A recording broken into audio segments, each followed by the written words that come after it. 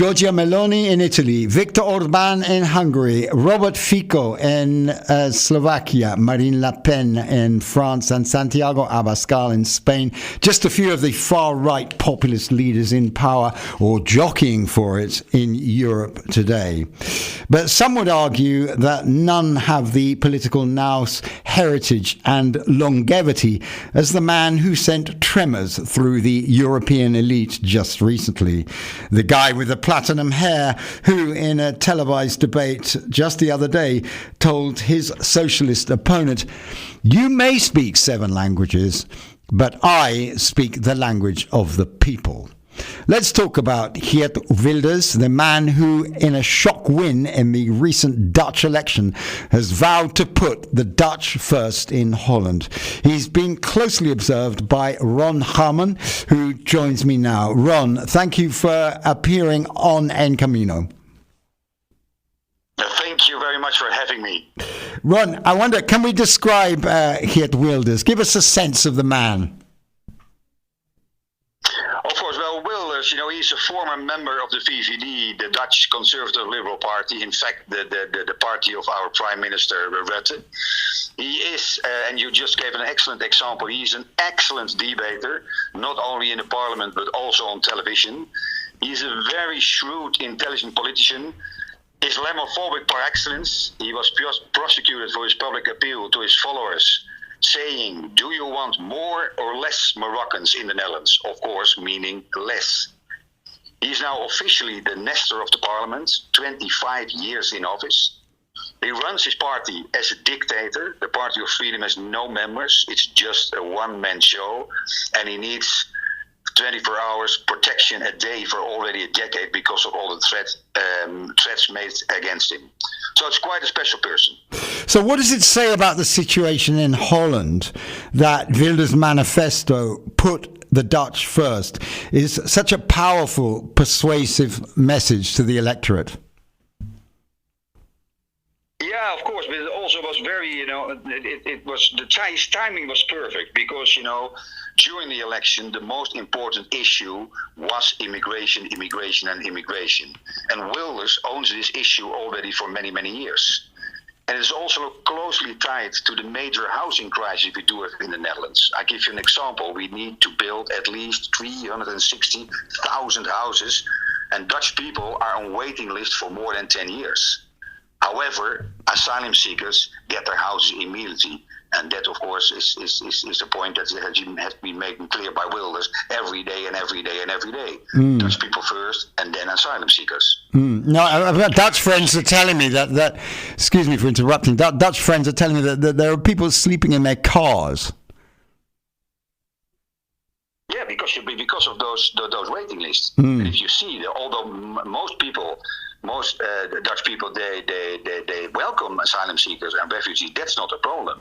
But the fact that they have to wait for their houses so many years, and the asylum seekers get their house, within the first months or 2 months coming into the Netherlands, that's of course a big problem. And but that's not. I have to say that's not the only problem because. The Dutch government failed big time over the past 10 years on solving major problems in our country. And I'm mentioning a few of them. The growing poverty, the agricultural meltdown, too many farmers, too much pollution, not compensation for the people in the province of Groningen because of the earthquake caused by gas exploration, the scandal of taking aggressive legal measures against citizens that supposedly receive too much health or child care support. The underlying sentiment being in the Netherlands right now, something has to change. So what we saw as an election result was in fact also a real protest against the present government. So in a sense, you're not surprised by Wilders' success? Well, of course, it was a big win. That was the big surprise. But everybody expected a little bit that he indeed would, as always, have a certain amount of the votes in the Netherlands. And that's also because, in the mind of a lot of right-wing voters, left parties like the Dutch Labour, they do not have the solution. They just, in their eyes, they just want to invest billions in fighting climate change. and they do not put the ordinary Dutch people first, who need houses and a decent income.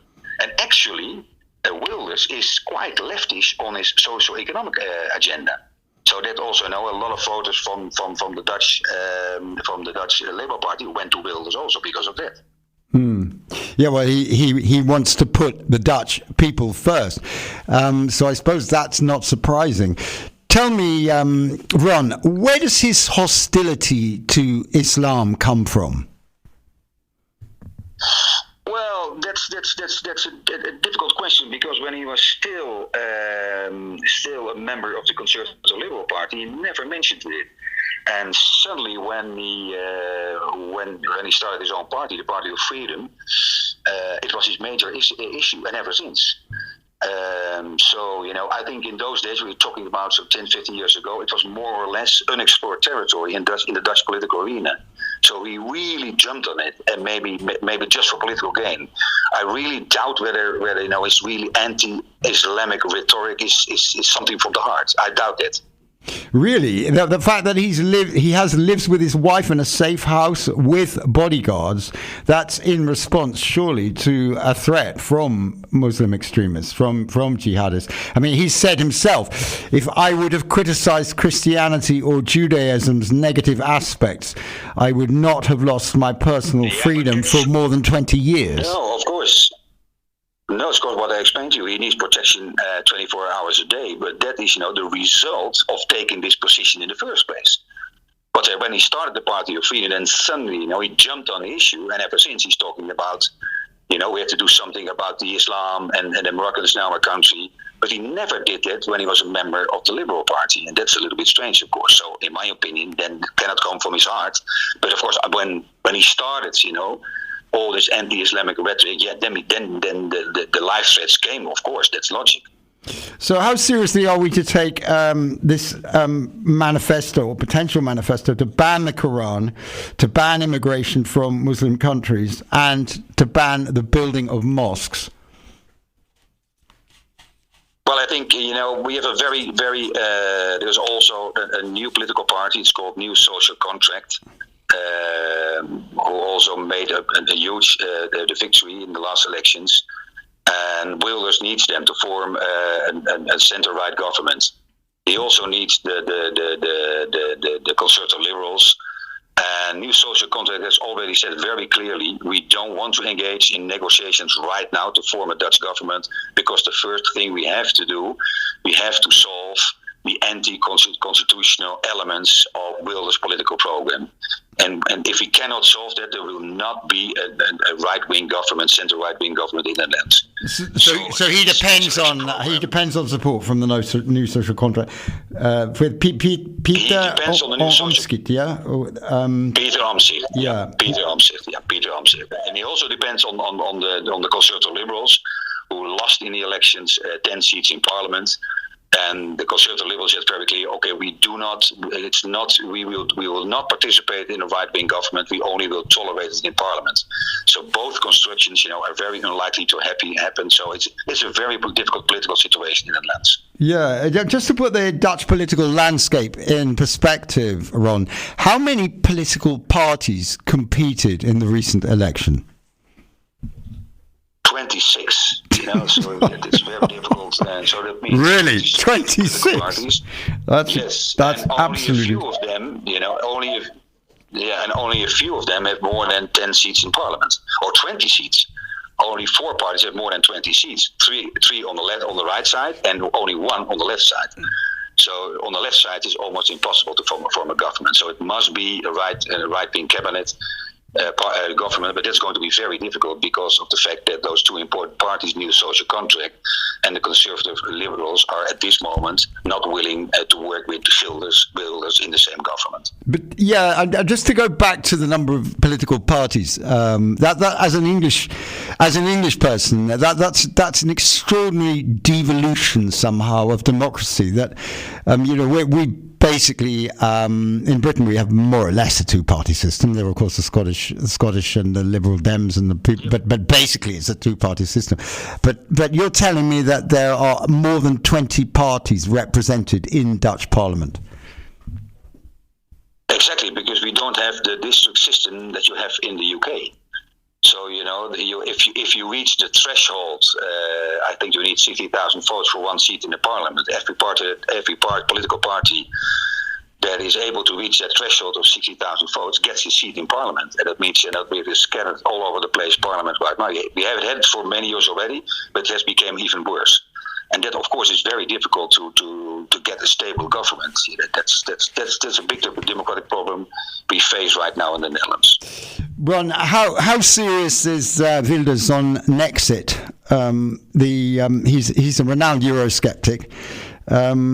He said that he would offer the Dutch people a referendum on Europe. I mean, assuming that he takes power, and that is by no means a certainty from hearing what you've been saying. Is that a likelihood, a referendum on Europe from Holland, which is viewed as one of the most central players in the EU? No, that's totally impossible, because he is almost the only one in Parliament that wants a referendum. Most parties in the Dutch Parliament are not in favor of a referendum and are pro-EU. There's only one very small party that is the Forum for Freedom, and they have a couple of seats, and they are also for a referendum. But I really don't see that happen in the near future, not even in the far future. And because of Wilders has to form a coalition with at least two other political parties, that is not going to happen in the Netherlands, 100% sure. Okay, and just to wind this up, how do you see things turning out? What's your hunch, Ron? Well, I think maybe because you cannot deny that the Dutch people want a center-right government. The election result is super clear on that. So I think after a long period of negotiations, there will be some kind of a government, as we discussed. But in my opinion, this will not be a stable government. It is a government which will, in my opinion, fall within a year.